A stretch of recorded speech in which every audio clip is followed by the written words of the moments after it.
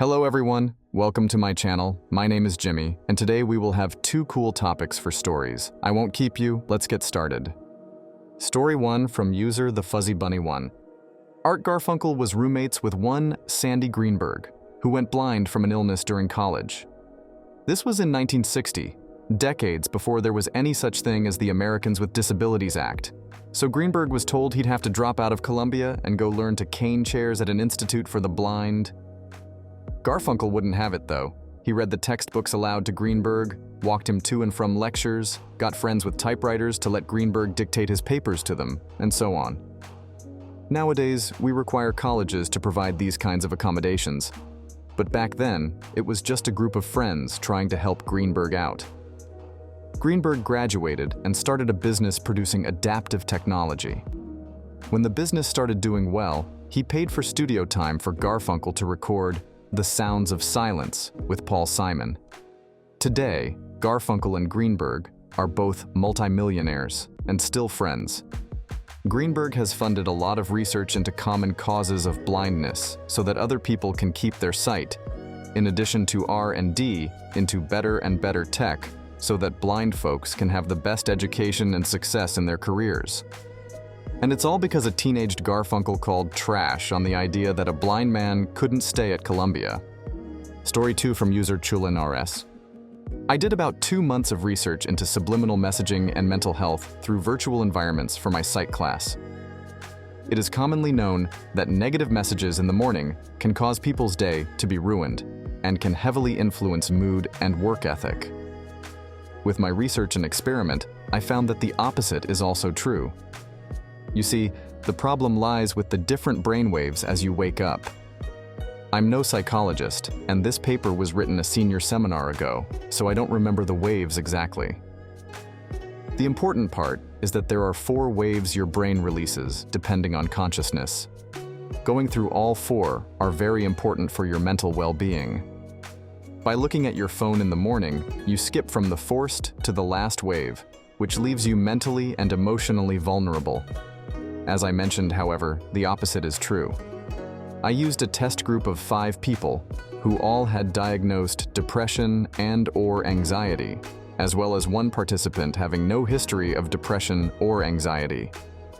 Every night, at around 3 a.m., I would send them a text message personalized to each of them, with positive messages assuring them that they'll have a good day, and that if times are hard, the best they can do is try their hardest. I put a lot of effort into these, and every week I checked in on them, taking into account changes in their personal lives. When I connected all the data, what I found was that all the people with anxiety and depression had significantly better work ethic and took more initiative to solve their problems. They also noted slightly lowered levels of anxiety, and thought of self-harm were lowered too. As for the participant who had no mental health problems, he noticed a general increase in positivity and work ethic as well. So I guess if you have someone who's been really down lately and you love them, send them a text for when they wake up. The effects needed about a week to set in, and they cap out at around a month and a half in from what I noticed. This is not a cure to depression and anxiety, but it is a small thing that someone can do for a loved one. It's this study that has made me realize that I want to use my computer science degree to help people's mental health, and why I decided to get my master's in computer science and get a degree in psychology while I'm at it. Technology had proven itself to be bad for humanity's mental health, and it's time someone tried to fix it. I don't think I'm that man, but I'd sure as hell like to help pave the road for the guy that is. TLDR, encouraging messages to be read as soon as someone wakes up, is a great way to slightly help someone through their mental health problems. Story 3 from user deleted. Spartans were way more civilized and complex than people give them credit for. First off, Spartans gay as hell. Male Spartans, at least. See, males were handed swords at 14 and served until 60, only coming home to their families in times of peace. So there was some homosexual urges between the units of men. So much so that when they would come home to their wives, on occasion they would have them shave their heads and put on male clothes just to look more masculine so they can get their jollies off.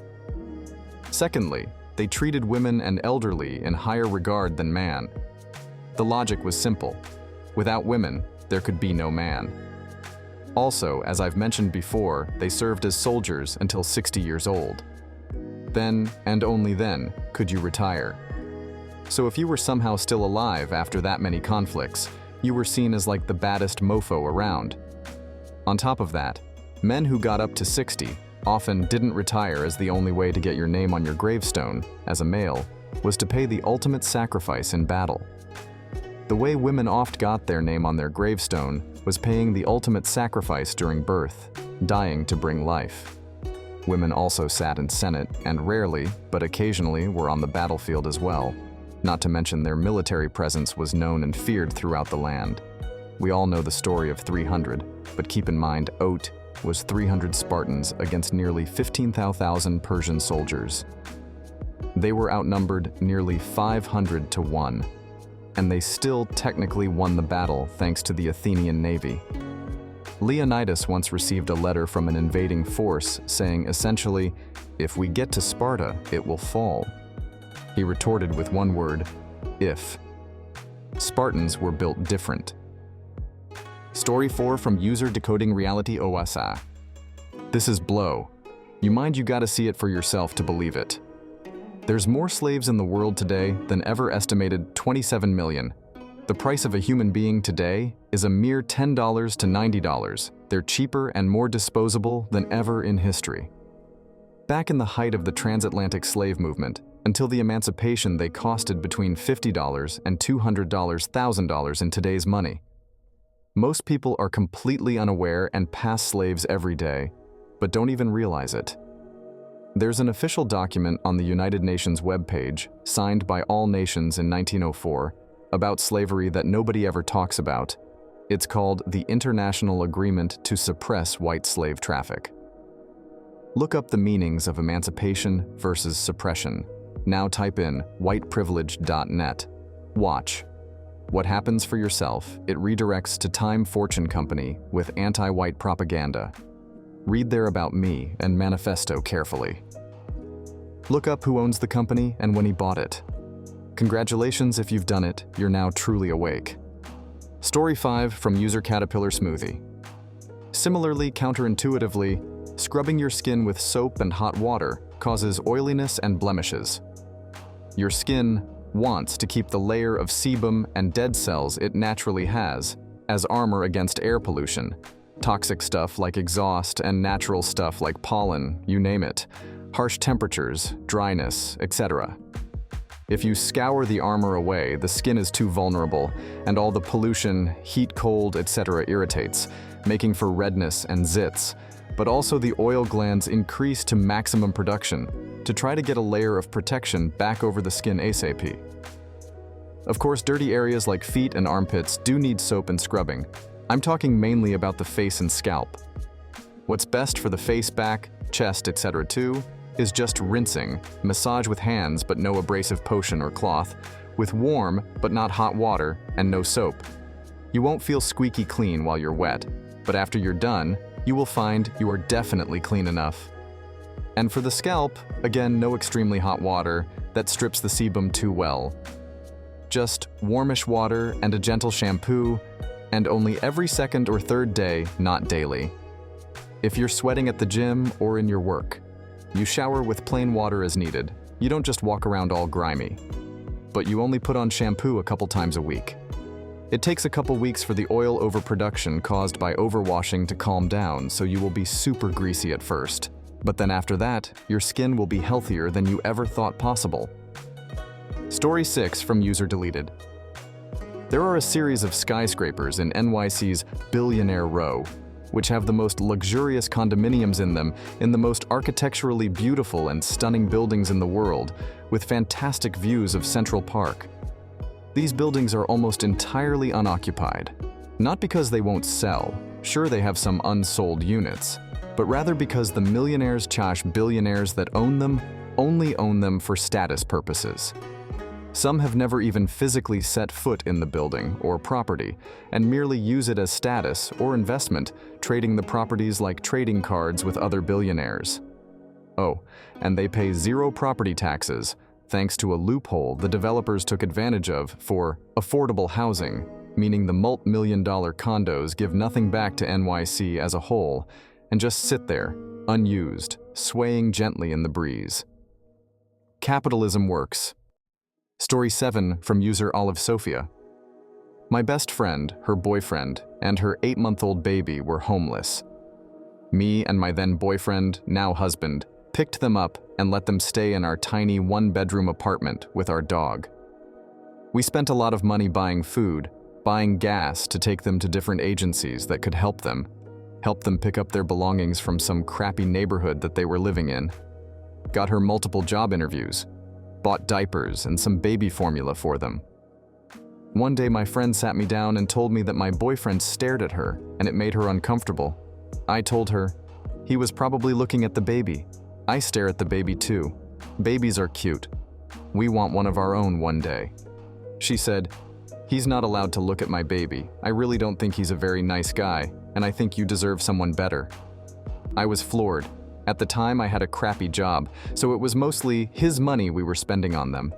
She told me if I didn't break up with him, she would leave. I told her that she needed to leave. Turns out she stole a lot of my clothes and went into our room and stole most of the change we had in a jar. Not cool. I am no longer friends with her, and my husband now has trouble trusting my friends when they are over. Story 8 from user Tracy Marie G. A while back, my group of friends had a crazy friend. Let's say his name was Jeff. Now Jeff had been friends with some people in my group from high school, so we just always put up with his shenanigans. But one summer, he went to Texas on vacation and came back saying he met a girl named Penny. So of course we all wanted to see pictures and see her Facebook and junk. But he had an excuse for everything, said she didn't believe in social media and that she kept forgetting to send him the pictures. So we poked a little fun at him and said she wasn't real and forgot about it. A few days later, lo and behold, we all get friend requests from Penny. She was a pretty girl and was all over Jeff in posts saying how she loved him and talking about all the fun they had over the summer, but still no pictures. She even starts talking to all his friends trying to get close to him. Some of us believe it and even really start becoming good friends with her. She would even talk to me about boys and ask to see pictures of guys I was dating and give me dating advice. All was good until one of my friends decided to become a detective and Google image search that shit. Penny was really some 16-year-old singer from YouTube.